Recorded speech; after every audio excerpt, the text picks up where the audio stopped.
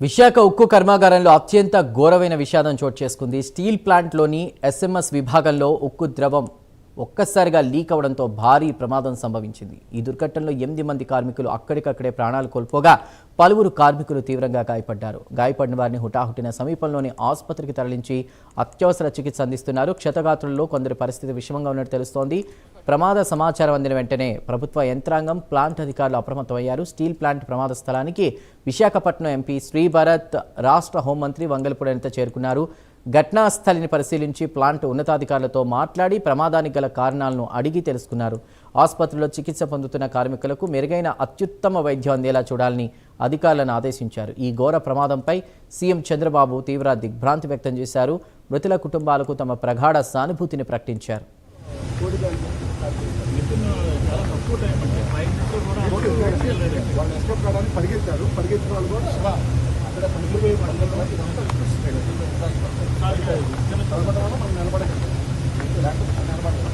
అక్కడే పడింది, అప్పుడే చల్లారిపోయింది.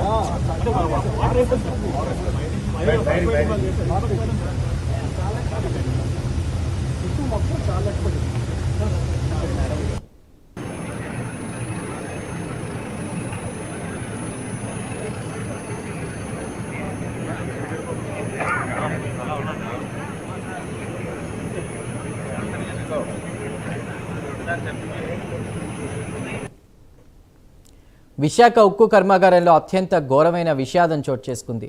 స్టీల్ ప్లాంట్లోని ఎస్ఎంఎస్ విభాగంలో ఉక్కు ద్రవం ఒక్కసారిగా లీక్ అవడంతో భారీ ప్రమాదం సంభవించింది.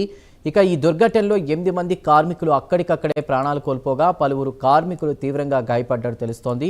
గాయపడ్డ వారిని హుటాహుటిన సమీపంలోని ఆసుపత్రికి తరలించి అత్యవసర చికిత్స అందిస్తున్నారు. క్షతగాత్రులలో కొందరి పరిస్థితి ప్రస్తుతం విషమంగా ఉన్నట్టు తెలుస్తోంది. ప్రమాద సమాచారం అందిన వెంటనే ప్రభుత్వ యంత్రాంగం, ప్లాంట్ అధికారులు అప్రమత్తమయ్యారు. స్టీల్ ప్లాంట్ ప్రమాద స్థలానికి విశాఖపట్నం ఎంపీ శ్రీభరత్, రాష్ట్ర హోంమంత్రి వంగలపూడి అనిత చేరుకున్నారు. ఘటనా స్థలిని పరిశీలించి ప్లాంట్ ఉన్నతాధికారులతో మాట్లాడి ప్రమాదానికి గల కారణాలను అడిగి తెలుసుకున్నారు. ఆసుపత్రిలో చికిత్స పొందుతున్న కార్మికులకు మెరుగైన అత్యుత్తమ వైద్యం అందేలా చూడాలని అధికారులను ఆదేశించారు. ఇక ఈ ఘోర ప్రమాదంపై సీఎం చంద్రబాబు తీవ్ర దిగ్భ్రాంతి వ్యక్తం చేశారు. మృతుల కుటుంబాలకు తమ ప్రగాఢ సానుభూతిని ప్రకటించారు. ఇదే అంశంపై పూర్తి వివరాలని మా ప్రతినిధి నరసింహ అందిస్తారు. నరసింహ, ప్రజెంట్ అక్కడ సిచ్యువేషన్ ఏంటి? చాలామంది క్షతగాత్రులు అక్కడ ట్రీట్మెంట్ తీసుకుంటున్నట్టు తెలుస్తోంది. వాళ్ళ పరిస్థితి ఎలా ఉంది? డాక్టర్లు ఏమంటున్నారు? అక్కడ సిచ్యువేషన్ ఏంటి నరసింహ? చందు, చూసుకుంటే ఈ యొక్క ఘోర అగ్ని ప్రమాదము దురదృష్టకరమని చెప్పవచ్చు. చూసుకుంటే ఈ యొక్క ప్రమాదంలో భాగంగా 8 మంది మృత్యువాత పడగా మరొక పలువురికి కూడా గాయాలైనట్లు కూడా ఇప్పటికే అధికారికంగా కూడా వెల్లడించిన పరిస్థితి నెలకొంది. ఇది చూసుకుంటే ఇది పూర్తి స్థాయిలో ఎవరైతే యాజమాన్యం నిర్లక్ష్యం వల్ల ఈ ప్రమాదం జరిగిందని పలువురు యూనియన్ నేతలు అయితే ఆరోపిస్తున్న పరిస్థితి నెలకొంది. చూసుకుంటే ఇప్పటికే ఈ యొక్క సంఘటన స్థలాన్ని హోంశాఖ మంత్రి వంగలపూడి అనిత, విశాఖ పార్లమెంట్ సభ్యులు శ్రీభరత్ కూడా పరిశీలించారు. అదేవిధంగా ఘటనా స్థలం నుంచి కూడా సమీప ఆసుపత్రికి వెళ్ళి కూడా క్షతగాత్రులకు అందుతున్న తీరు, వైద్యం అందుతున్న తీరును కూడా పరిశీలించి అడిగారు. అదేవిధంగా అక్కడి నుంచి కూడా ఇదే విశాఖ ఏదైతే స్టీల్ ప్లాంట్ ఎమర్జెన్సీ ఆసుపత్రిలో కూడా చికిత్స పొందుతున్న క్రమంలో ఆసుపత్రికి కూడా వచ్చే క్రమంలోని హోంశాఖ మంత్రి కూడా సందర్శించనున్నారు. అది ఇప్పటికే ఒకవైపు ఏపీ ముఖ్యమంత్రి నారా చంద్రబాబు నాయుడు చరవాణి ద్వారా కూడా ఇక్కడ జరుగుతున్న ట్రీట్మెంట్, వైద్య ఏదైతే క్షతగాత్రులకు అందుతున్న ట్రీట్మెంట్ని కూడా అడిగి తెలుసుకున్నారు. అటు సంబంధిత అధికారులు కూడా ఇప్పటికే ఏదైతే ఇక్కడ విశాఖ స్టీల్ ప్లాంట్ ఎమర్జెన్సీ ఆసుపత్రి దగ్గర అయితే కొందరు ఏదైతే స్టీల్ ప్లాంట్ కార్మిక సంఘ నేతలు, సిబ్బంది కూడా సంబంధిత కుటుంబీకులు కూడా ఇక్కడ ఉన్నారు. వారిని మరిన్ని వివరాలు అడిగైతే తెలుసుకుందాం. చూసుకుంటే ఈ ప్రమాదం ఏదైతే ఈ స్టీల్ ప్లాంట్ ప్రమాదం తరచూ కూడా జరుగుతున్నాయి.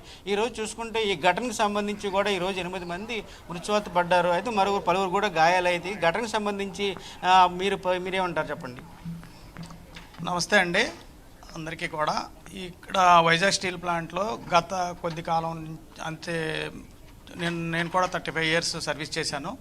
ఇప్పుడు ఇది దురదృష్టకరమైన సంఘటన. అలాగే ఇవన్నీ కూడా జరగడానికి కారణాలు ఏంటంటే చాలా తప్పిదాలు ఉన్నాయండి. అవి ఒక 15 సంవత్సరాలు, దాదాపు ఒక 15-20 సంవత్సరాల పాటు బ్రహ్మాండంగా నడిచిన స్టీల్ ప్లాంట్ని యథానీలకి అలాగా కట్టబెట్టడం కోసం ఏదైతే ఇప్పుడు ఈ సంఘటన జరుగుతుందో దానికి ప్రభుత్వాలు కూడా కారణమండి, అలాగే మేనేజ్మెంట్ కూడాను. ఎందుకంటే ఇక్కడ జరిగే సంఘటనలన్నీ కూడా చాలా యాక్సిడెంట్లు జరుగుతున్నాయి. ఈ జరిగే సందర్భంలో ఏమవుతుందంటే ఎవరిలో కూడా కార్మికులు ఇంతకుముందు ఏంటంటే మేము అందరం కూడా కార్మికులు కలాసి కార్మికులు నాన్ ఎగ్జిక్యూటివ్ అనే భేదం లేకుండా గ్రూప్ వర్క్ చేసేవాళ్ళం అండి. అందరం కలిసికట్టుగా చేసేవాళ్ళం. ఇప్పుడు ఏంటంటే ఇగో ప్రాబ్లమ్స్లో ఏమో వచ్చినాయో తెలియదు, కానీ ఇప్పుడు మేనేజ్మెంట్ కూడా ఏం చేసిందంటే కార్మికులు మాట వినే పరిస్థితి లేదండి. చెప్తే ఇక్కడ సేఫ్టీ లేదు, లేకపోతే ఇది దీనికి స్పేర్ పార్ట్స్ లేవు కరెక్ట్గా, లేకపోతే స్పేర్ పార్ట్లు పర్చేస్ చేయకపోవడం, అవి అరిగిపోయి మాకెలాగ 35 సంవత్సరాలు సర్వీస్ చేస్తే మా మోకాళ్ళు అవి ఎలాగ అరిగిపోతాయో ఎవరికైనా ఏ వ్యక్తికైనా ఎలాంటివి కూడా అరిగిపోతాయి. అలాగే ఇప్పుడు స్టీల్ ప్లాంట్లో ఉన్న ప్రతి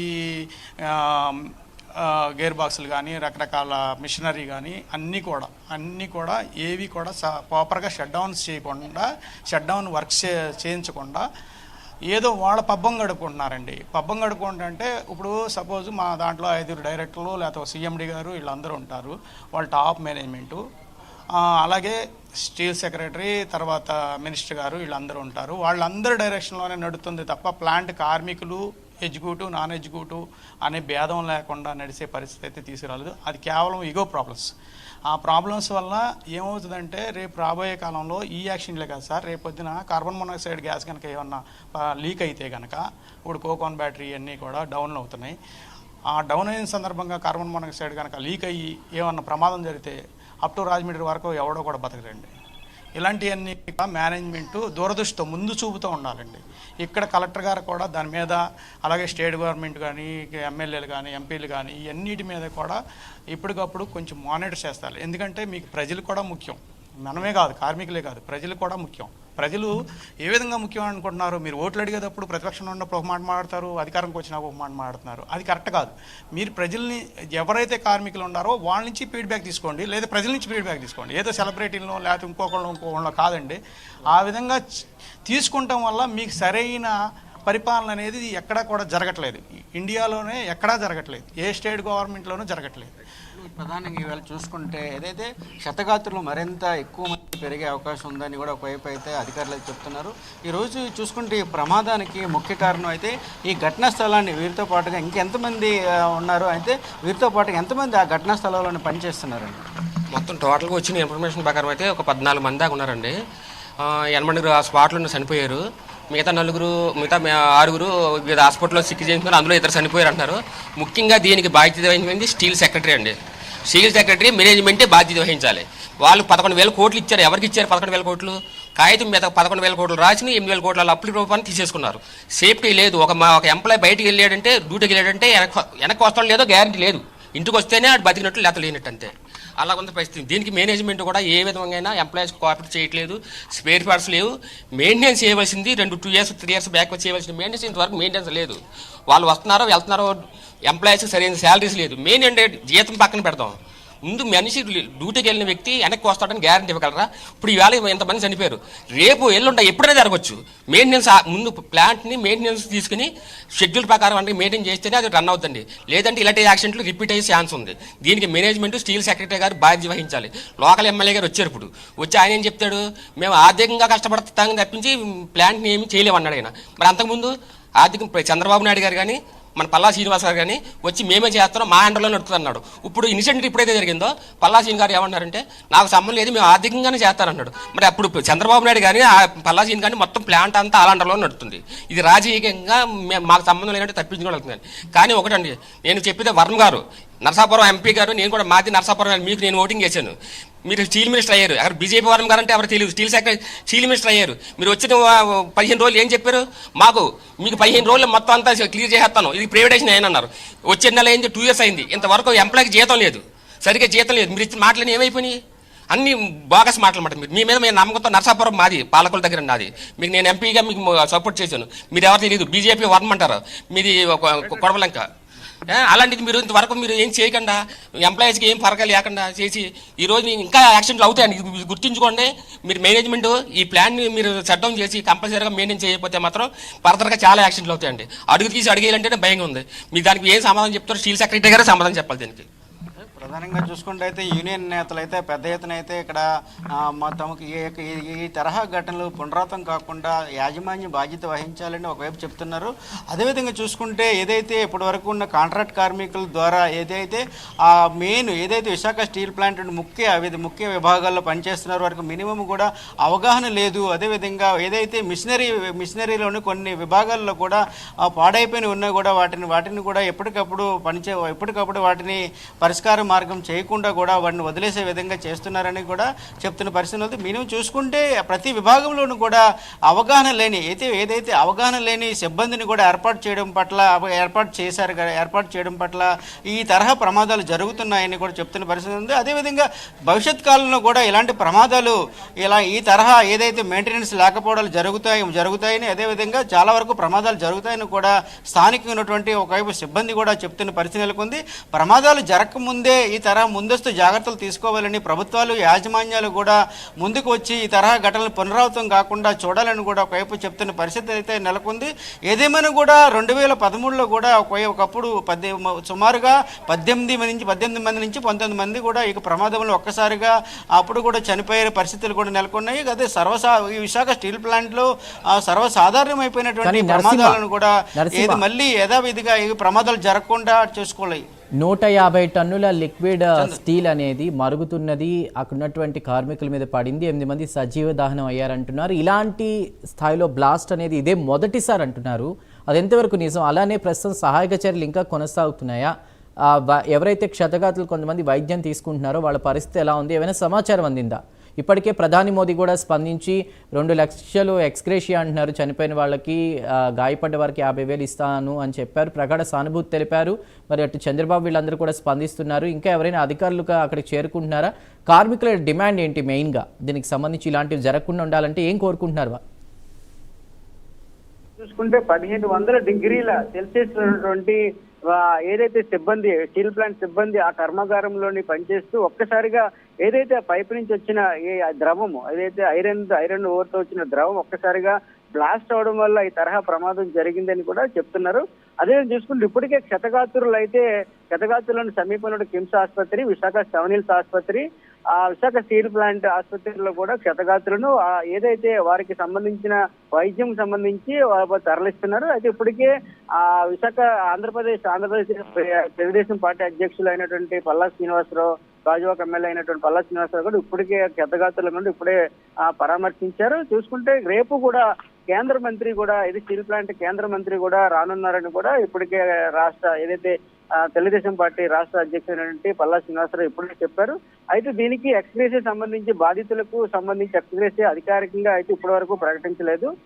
దానికి సంబంధించి కూడా సమాచారం కూడా పూర్తిగా రానున్నదని, త్వరలో కూడా దీనిపై కూడా ఎక్స్గ్రేషియా సంబంధించి కూడా ఇప్పుడే పల్లా శ్రీనివాసరావు చెప్పారు. అయితే దీనికి సంబంధించి సీఎం చంద్రబాబుతో ఎక్స్గ్రేషియా గురించి బాధిత కుటుంబ సభ్యులకు ఏ విధంగా ఎక్స్గ్రేషియా అందించాలి, దానికి సంబంధిత దాని గురించి కూడా ఇప్పటికే చర్చిస్తున్నట్లు కూడా ఇప్పుడే మీడియాతో కూడా ఇప్పుడే పల్లా శ్రీనివాసరావు చెప్పారు. ఏదేమైనా కూడా ఇలాంటి ఘటనలు చోటు చేసుకోకుండా భవిష్యత్ కాలంలోని మేమైతే పక్కగా కేంద్ర దృష్టికి తీసుకువెళ్తామని అప్పుడు కూడా పల్లా శ్రీనివాసరావు చెప్పారు. ఏదేమైనా కూడా ఇలాంటి ఘటనలు జరగకుండా ఉండాలని కూడా వైపు అటు స్థానికంగా ఉన్నటువంటి స్టీల్ ప్లాంట్ సిబ్బంది, అదేవిధంగా యూనియన్ నేతలు అయితే ఇప్పుడే విశాఖ స్టీల్ ప్లాంట్ ఎమర్జెన్సీ ఆసుపత్రి ముందు అయితే ఆవేదన వ్యక్తం చేస్తున్న పరిస్థితి అయితే నెలకొంది. అయితే బంధువులు కూడా వాళ్ళ ఆవేదన వ్యక్తం చేస్తున్న పరిస్థితి. ఇలాంటి ఘటనలు కూడా అవగాహన లేని సిబ్బంది ఉండడం వల్ల ఇటువంటి ఘటనలు కూడా మా పునరావృతం అయ్యాయని కూడా ఒకవైపు వారు ఆవేదన వ్యక్తం చేస్తున్న పరిస్థితి అయితే నెలకొంది. అయితే చందు చెప్పవచ్చు. Right Narasimha, thank you.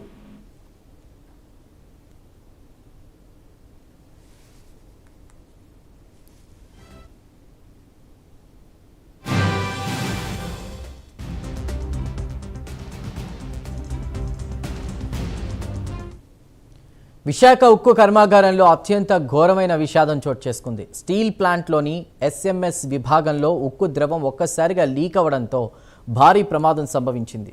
ఇక ఈ దుర్ఘటనలో 8 మంది కార్మికులు అక్కడికక్కడే ప్రాణాలు కోల్పోగా పలువురు కార్మికులు తీవ్రంగా గాయపడ్డారు. గాయపడిన వారిని హుటాహుటిన సమీపంలోని ఆసుపత్రికి తరలించి అత్యవసర చికిత్స అందిస్తున్నారు. క్షతగాత్రుల్లో కొందరి పరిస్థితి ప్రస్తుతం విషమంగా ఉన్నట్లు తెలుస్తోంది. ప్రమాద సమాచారం అందిన వెంటనే ప్రభుత్వ యంత్రాంగం, ప్లాంట్ అధికారులు అప్రమత్తమయ్యారు. స్టీల్ ప్లాంట్ ప్రమాద స్థలానికి విశాఖపట్నం ఎంపీ శ్రీ భరత్, రాష్ట్ర హోంమంత్రి మంగళపూడి అనిత చేరుకున్నారు. ఘటనా స్థలిని పరిశీలించి ప్లాంట్ ఉన్నతాధికారులతో మాట్లాడి ప్రమాదానికి గల కారణాలను అడిగి తెలుసుకున్నారు. అయితే ఆసుపత్రిలో చికిత్స పొందుతున్న కార్మికులకు మెరుగైన అత్యుత్తమ వైద్యం అందేలా చూడాలని అధికారులను ఆదేశించారు.